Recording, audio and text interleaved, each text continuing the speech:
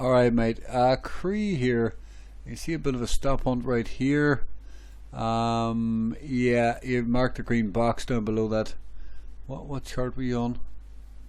It doesn't say. Doesn't say.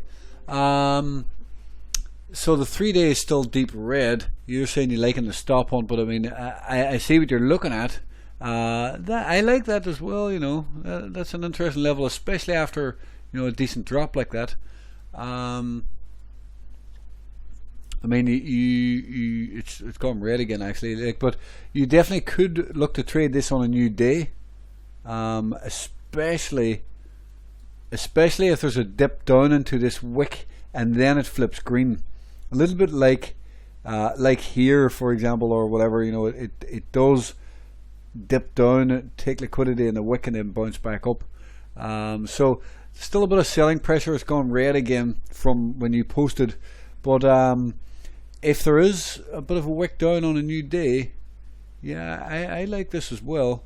A bit of a wick down like this, take liquidity on a new day, pop back up, flip green, and away you go. So this might actually give you a very nice trade. It's definitely one to keep an eye on tomorrow. I don't think I would buy it today. You could if you want to say FOMO into it or whatever, but these can actually be nice reversals. This inside bar pierce below, and then maybe get continuation to the upside. I do like this setup because they're a low risk, high reward setup. They give you a low risk entry. Everything is actually still red on other time frames. So obviously a new 3 day candle would be in 8 hours time. The new 3 day candle, obviously you'd need, or I shouldn't say need, but you'd be wanting this to flip up and create a bullish candle like happened here, to be honest. This one did stop hunt though.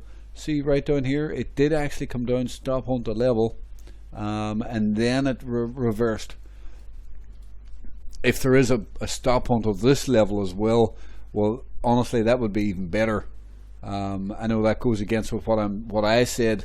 It would mean that the price is going to come down again, even lower again, to cause a triple wick at the bottom and then bounce.